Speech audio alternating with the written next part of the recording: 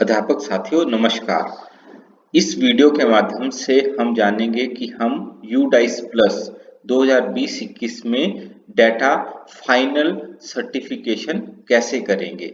इसके लिए हमें फिर से यूडाइस प्लस की साइट के ऊपर जाना होगा और यहाँ से लॉगिन के लिए जिस प्रकार हम डाटा एंट्री के समय लॉगिन करते थे उसी प्रकार लॉगिन फर्स्ट ऑप्शन जो है हमारी डाटा एंट्री के लिए उस पर क्लिक करेंगे और उसके बाद हमारे स्कूल के यूजर नेम एंड पासवर्ड के बारे में पूछा जाएगा और एक कैप्चा कोड जो है वो हमें एंटर करना होगा। इनको फीड करने के बाद हमारे पास डाटा एंट्री मॉड्यूल जो है वो ओपन हो जाता है, जिसके अंदर अभी हमने click here to open DCF to fill the data इसके ऊपर जाएंगे। यहाँ हमने अब सभी डाटा ऑलरेडी फिल किया हुआ है, तो जितने भी परफॉर्मेंस हमारे स्कूल से रिलेटेड है सभी के आगे कंप्लीटेड शो हो रहा है। अब हमें ज्यादा कुछ नहीं करना है, बॉटम में जाएंगे, वहां पर हमारे पास 41 नंबर पे एक है वैलिडेशन ऑफ फील्ड डाटा। हम एक बार दोबारा से वैलिडेशन जो है वो इस पे रन करेंगे। यहाँ पर जैसे हम इसको ओपन करते हैं सबसे नीचे इसमें एक वैलिडेट बटन है। यहाँ इससे ये कुछ एक ऐसे पॉइंट्स हैं जिसमें डाटा जो इंटर टेबल्स हमारे पास जो डाटा है उसको चेक करने के लिए ये कुछ चेक इसमें रखे गए हैं, जिसमें अभी इसके राइट हैंड साइड पे स्टेटस नहीं शो हो रहा है। जैसे ही हम वैलिडेट बटन को प्रेस करेंगे ये उन टेबल्स को चेक करेगा और उसके अकॉर्डिंगली हमारे को यहाँ रिजल्ट शो करेगा। अगर सभी टेबल्स में इंफॉर्मेशन जो है वो करेक्ट है तो यहाँ पर या एक दूसरे से मैच करती है तो यहाँ पर हमारा जो स्टेटस है वो सक्सेसफुल जो है वो आ जाएगा। अगर यहाँ पर किसी भी टेबल्स में इंटरलिंक्ड टेबल्स के अंदर कोई डाटा एरर होगी तो ये यहाँ पर एरर शो करेगा और उसके अकॉर्डिंगली हमें उन टेबल्स को जो है वो चेक करना होगा। जैसे यहाँ पर डिस्क्रिप्शन में जो है वो रूल्स में मेंशन किया गया है कि क्या क्या एरर हो सकती है, किस कारण से किसी पर्टिकुलर कॉलम में कौन सी एरर के कारण जो है वो वैलिडेट नहीं हुआ है। जैसे अगर मैं इस पॉइंट को देखूं तो classes taught for each teacher must be according to the social school category. तो उसमें हो सकता है कि किसी टीचर के हमारा प्राइमरी स्कूल है लेकिन हमने वहां पर मेंशन कर दिया कि वो टीचर जो है वो अपर प्राइमरी को या सेकेंडरी को पढ़ाता है, तो तब भी इस तरीके की एरर जो है वो आ सकेगी। तो इसकी वैलिडेशन के बाद हम दोबारा से बैक जाएंगे और उसी प्रकार नीचे इसमें हमारे पास ऑप्शन है डाउनलोड टू फुल डीसीएफ या download school report card. School report card को क्लिक करने पे हमारे पास एक कंसोलिडेटेड रिपोर्ट कार्ड जो है वो अवेलेबल हो जाएगा, जिसके अंदर हमारे स्कूल की पूरी इंफॉर्मेशन एक पेज पे, एक या दो पेजेस पे जो है वो रिफ्लेक्ट होगी। उनको आप स्टडी कर सकते हैं। इसी तरह से एक comparison and certified data, comparison पे क्लिक करेंगे तो ये पिछले साल से इस साल में जो डाटा में वेरिएशन है उन दोनों सालों का डाटा जो है वो आपको दिखा देगा। अगर आपको किसी पर्टिकुलर फील्ड में कोई ज्यादा वेरिएशन है या गलती से हमने कोई कॉलम जो है वो अभी नहीं फिल किया है तो आप अभी उसको दोबारा से फिल कर सकते हैं।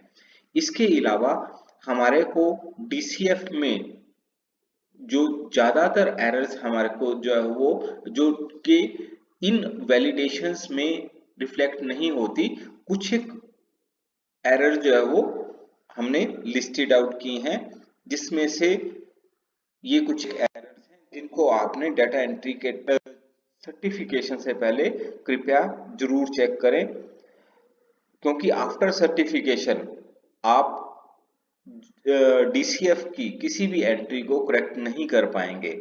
तो बहुत से स्कूलों से जो हमने डाटा एनालिसिस के बाद फाइंड आउट किया, ये कुछ कॉमन एरर्स जो है वो रिफ्लेक्ट होती हैं, जिसमें से एक है क्लास वाइज सेक्शन एरर। इसमें सेक्शंस जहां पूछे गए हैं वहां पर कुछ स्कूल्स ने टोटल क्लास की इनरोलमेंट एंटर कर दी है, जिसके कारण से 20, 25 इस तरीके से भी सेक्शन जो है वो शो हो रहे हैं। इसी तरह से स्कूल शोन एज CWSN या शिफ्ट स्कूल या रेजिडेंशियल या माइनॉरिटी कम्युनिटी का स्कूल जो है वो, जो कि वास्तव में वो स्कूल नहीं है। CWSN अगर बच्चा एक या दो बच्चे या कुछ बच्चे हमारे स्कूल में CWSN के कंसर्न है, उससे ये नहीं है कि हमारा पूरे का पूरा स्कूल जो है वो that is specifically for CWSN हो जाएगा। इसी तरह से shift school, residential school and minority, कृपया इन कॉलम्स को चेक करें कि कहीं वहां पर गलती से यस तो नहीं हो गया है। School showing pre vocational courses, कुछ स्कूलों ने प्री वोकेशनल कोर्सेज को यस किया हुआ है, जिसमें पहले जो है वो कुछ स्कूलों में 6th ऑनवर्ड वोकेशनल ट्रेनिंग जिस तरीके से ITI में होती है वैसी करवाई जाती थी। सो वैसे स्कूल जो है वो बहुत लिमिटेड हैं। सो इस कॉलम को भी कृपया चेक करिएगा। इसी तरह से distance from near by government educational institution, यहाँ पर बहुत से स्कूलों में डिस्टेंस बहुत बहुत ज्यादा भी जो है वो रिफ्लेक्ट हो रहा है। हालांकि अगर कोई भी स्कूल हाई स्कूल भी है या सीनियर सेकेंडरी स्कूल है, तो उन वो कितनी दूरी पर है, बेसिकली इन कॉलम्स की जरूरत हमारे को है कि उस पर्टिकुलर लेवल को क्रॉस करने के बाद बच्चे को कितनी दूरी पर सरकारी सुविधा उपलब्ध है। फॉर एग्जाम्पल अगर कोई प्राइमरी स्कूल है तो उस प्राइमरी स्कूल को क्लियर करने के बाद, प्राइमरी कक्षाएं पढ़ने के बाद बच्चों को मिडल के लिए कितनी डिस्टेंस पे जाना होगा, वो हमारे जो है वो इसमें रिफ्लेक्ट होगा।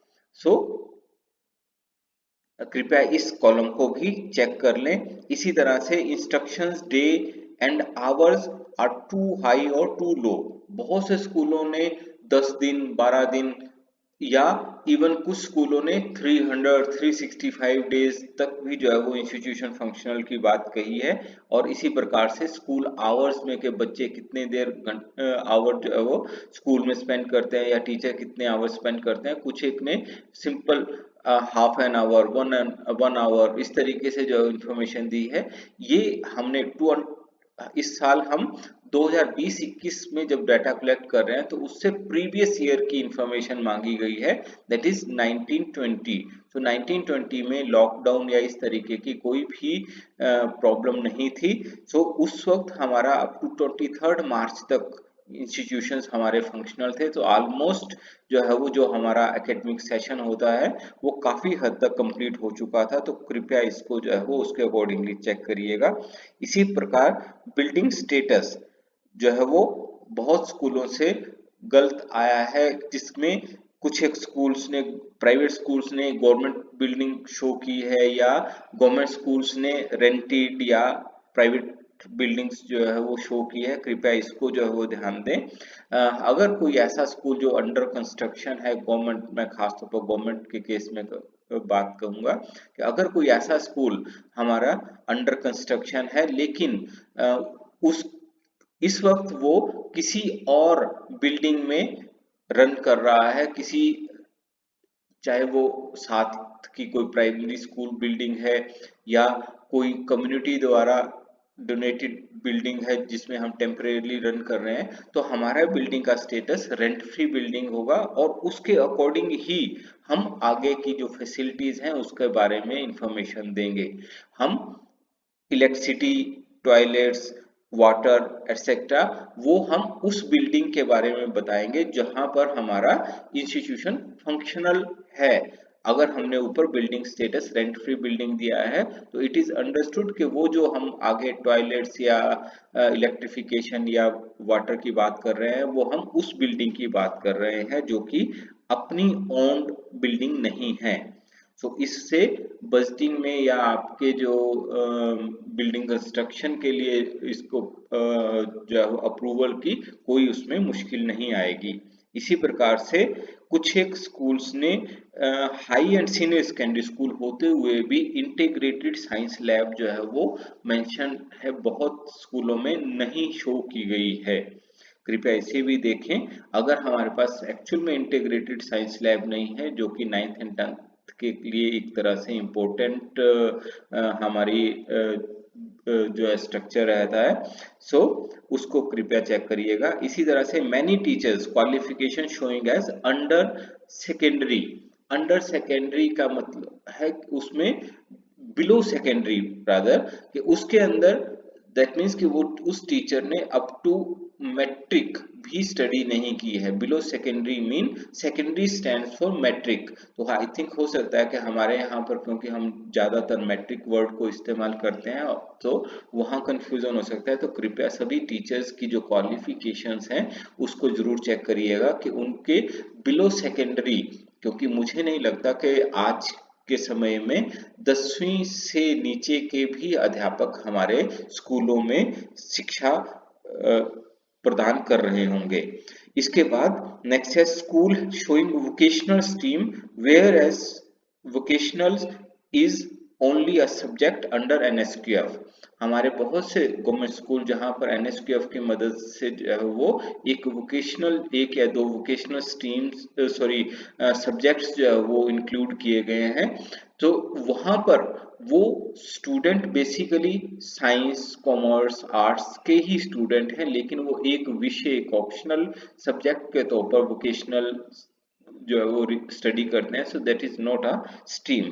कृपया इनको भी चेक करें। और मेरी सभी प्रधानाचार्य, हेडमास्टर्स, उन सब से ये गुजारिश है कि वो एक बार अवश्य यूडाइस सर्टिफिकेशन से पहले इन कुछ पॉइंट्स को चेक करें और पिछले साल के डाटा के कंपैरिजन को भी जो है वो देखें, उसके बाद ही इसको सर्टिफाई करें।